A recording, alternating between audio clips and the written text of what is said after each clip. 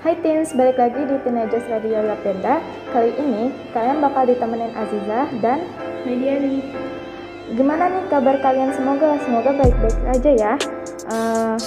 Untuk podcast kali ini kita udah ditemenin bareng Putri. Terima kasih udah diundang Ibu. Apa kabarnya nih Bu? Alhamdulillah baik. Alhamdulillah ya baik. For your information, SNMPTN menjadi bidang penerimaan mahasiswa baru yang ditunggu-tunggu bagi siswa yang memiliki prestasi di bidang akademik. Terlebih lagi, kalian nggak perlu ikut ujian yang berbasis komputer atau tulis. Nah, Putri, aku mau nanya nih, penasaran.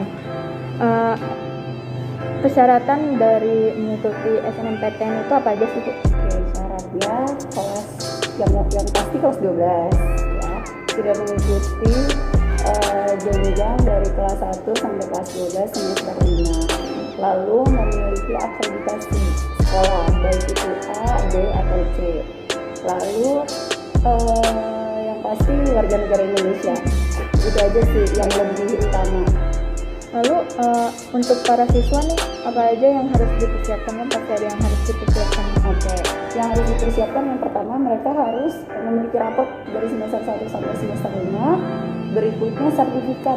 Nah, sertifikat penunjang itu biasanya di kepanitiaan SNMPTN itu ada ketentuannya. Biasanya dari kita nih wali kota dulu atau bisa naik jenjang ke kota atau DKI Jakarta yang kayak Olimpiade, gitu kan. Nah, itu berjenjang sehingga kemarin saja tahun ini berubah dulu masih bisa sertifikat ketua OSIS dicantumkan, tahun ini juga bisa. Jadi untuk para siswa nih nilainya harus dipersiapkan dari semester 1 dari kelas 10 ya? Benar. Jadi kalau memang yang semua siswa kelas 12 yang sudah menempuh kelas 10, 11, 12 boleh mengikuti SNMPTN ini. Yang penting mereka memiliki rapot semester 1 sampai semester 5. Kalau memang mau masuk ke dalam pendaftaran SNMPTN berarti namanya eligible, berarti dia harus bersaing setiap jurusan IPA dan IPS untuk menentukan kuota. Terus selanjutnya SNMPTN ini dilaksanakan dari tanggal berapa sampai berapa nih? Oke, kalau jadi sebelum pendaftaran SNMPTN namanya membuat akun LTMPT itu wajib seluruh kelas 12. Kenapa? Untuk mendata NISN. Oke, Ibu tambahkan lagi tadi syaratnya itu memiliki NISN melewati itu utama. Jadi kalau siswa yang tidak memiliki NISN itu tidak akan bisa membuat akun LTMPT lalu mendaftar SNMPTN. Jadi pertama itu akun LTMPT, lalu nanti setiap sekolah itu membuat seleksi eligible yaitu dari rapot semester 1 sampai semester 5. Kalau di SMA Yapenda kita data dulu anak yang memang berminat SNMPTN, lalu yang kedinasan sama kerja. Itu kita pisahkan, baru kita masukkan anak yang memang berminat sekali untuk SNMPTN untuk menentukan eligible. Nah, sebelum menentukan eligible biasanya kita dikirimin pengumuman kuota. Jadi sebelum dia eligible mendaftar harus ada kuotanya. Iya, jadi dari panitia SNMPTN kita diberikan kuota, karena kuota kita kan 40% karena kita akreditasinya A. Nah, 40% itu terbagi berbagai jurusan, IPA sendiri 40%, IPS 40%. Nah, barulah kita tentukan. Contoh kalau kuota di Yapenda itu IPA-nya itu sekitar 28, kuotanya untuk IPS 35. Nah, berarti kan harus bersaing. Anak IPA bersaing 28 dari 2 kelas, anak IPS 3 kelas harus bersaing 35 karena kita hanya menentukan kuota tersebut. Sisanya nggak usah khawatir, masih ada jalur-jalur berikutnya. Kalau cara jadi bagian siswa eligible itu gimana ya? Untuk caranya ada 6 motor memang penentu eligible, yaitu kalau di IPS bahasa Indonesia, bahasa Inggris, matematika itu sama IPA IPS. nanti penentu mapel setiap jurusannya, kalau IPA biologi, fisika, kimia, kalau IPS ekonomi, sosiologi, sama geografi. Nah, itu penentu untuk mencantumkan atau menseleksi anak eligible. Jadi nggak seluruh mata pelajaran gitu. Itu sudah syarat dari ketentuan untuk menentu eligible. Terus kalau misalnya udah jadi salah satu bagian siswa eligible, terus yang udah eligible tuh harus ngapain aja? Oke. Setelah sudah pengumuman biasanya kita seleksi, setelah itu ada pengumuman eligible, ada yang enggak. Setelah pengumuman mereka mempersiapkan penentuan PTN, mau milih di mana, terus jurusannya apa. Nah itu untuk jarak tahun ini 2 minggu dari tanggal 14 lalu sampai nanti kalau nggak salah 28 Februari terakhir penentuan pendaftaran SNMPTN. Lalu nanti simpan permanen baru download kartu SNMPTN-nya. Nah itu proses 2 minggu itu ya kalian menentukan mau PTN-nya di mana, jurusannya apa, menentukan banyaknya kuota, karena di akun SNMPTN ada beberapa sudah mencantumkan, semuanya mencantumkan kuota. Jadi kalau info terbanyak, kalau semakin kuotanya besar setiap jurusan, insya Allah diambilnya juga banyak peluangnya. Jadi memang sulit gampang, karena di sini yang dibilang mungkin ada kok penentunya apa, karena setiap kita sebelum COVID ada tuh namanya pameran kampus. Nah di situ ada dari kampus negeri dan swasta itu memberikan informasi. Nah rata-rata mereka juga punya rahasia masing-masing untuk menentukan.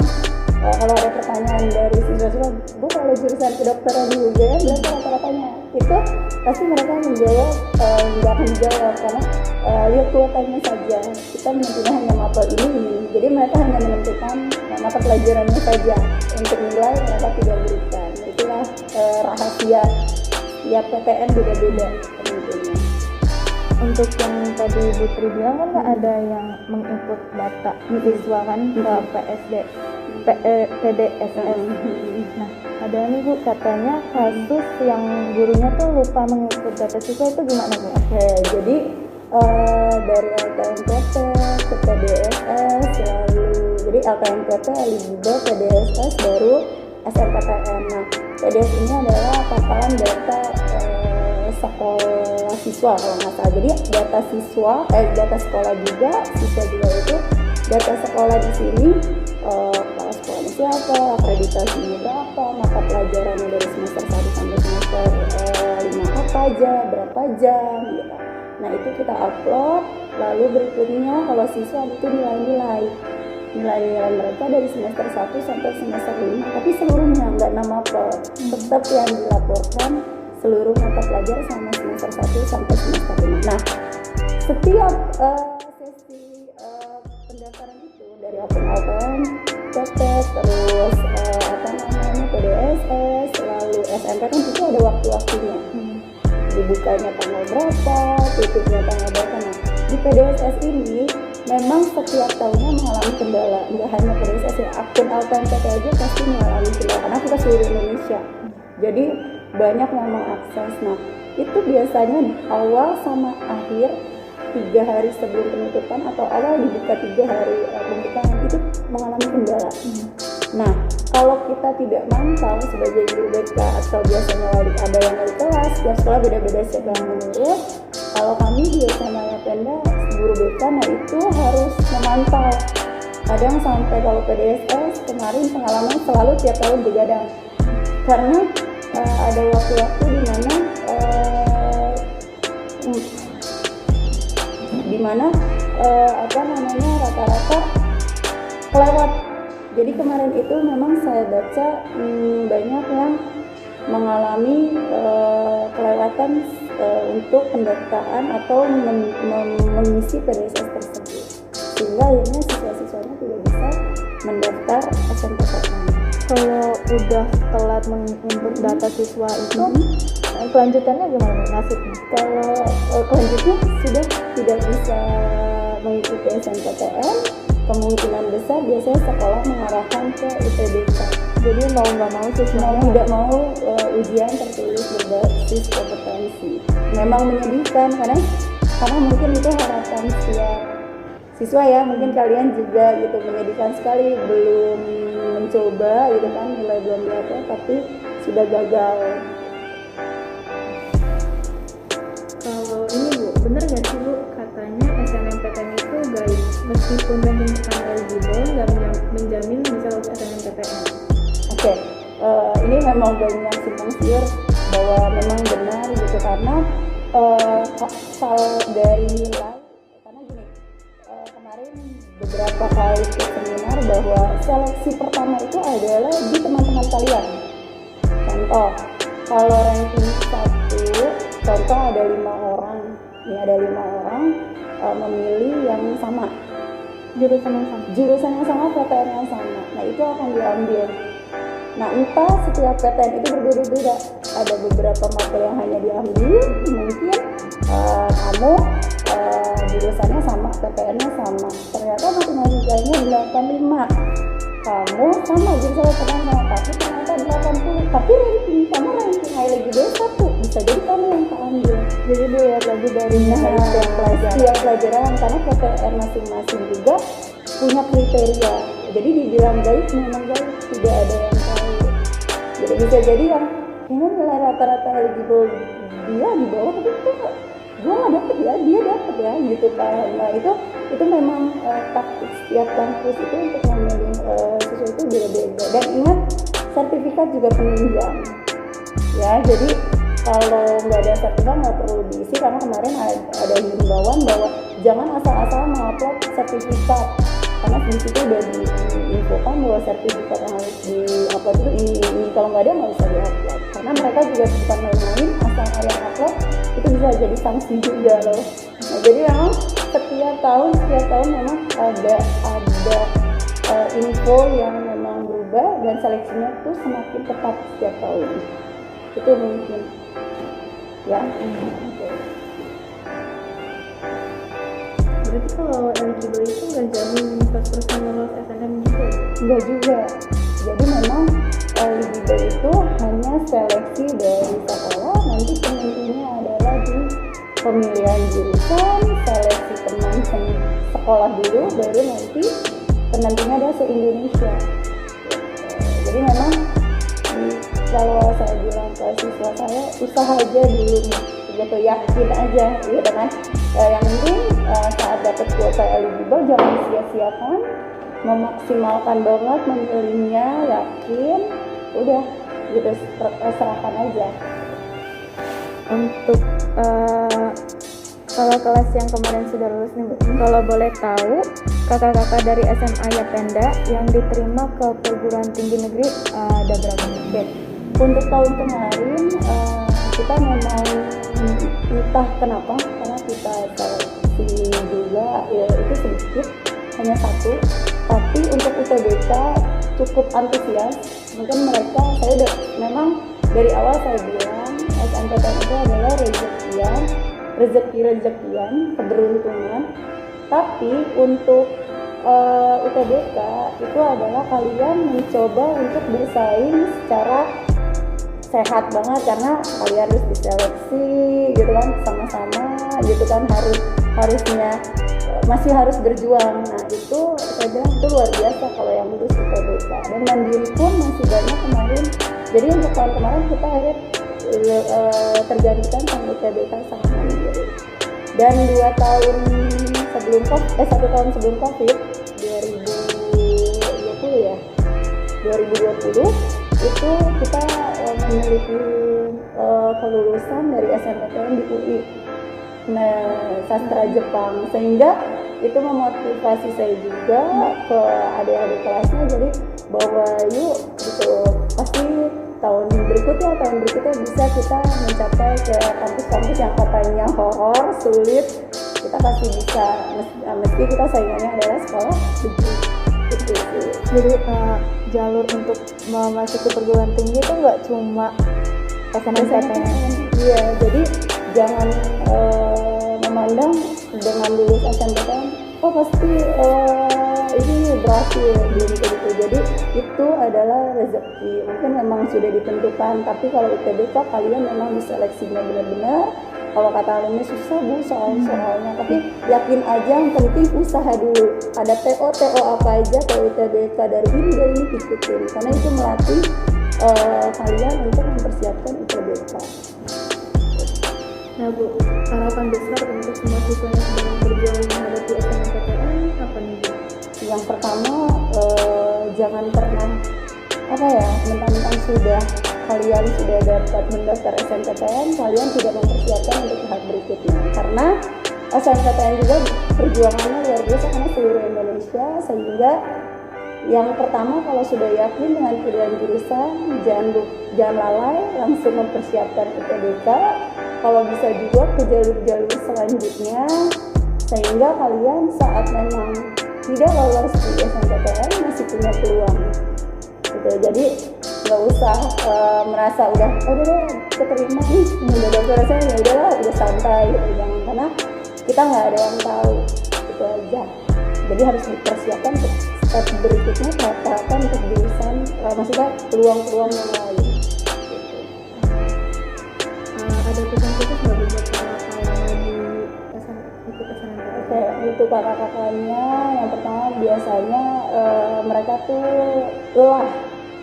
lelah karena lagi ujian praktek berbarengan TO dan yang lain, TO dinas untuk US atau TO yang lain, sehingga terkadang nih lalai nih yang udah bisa daftar eligible.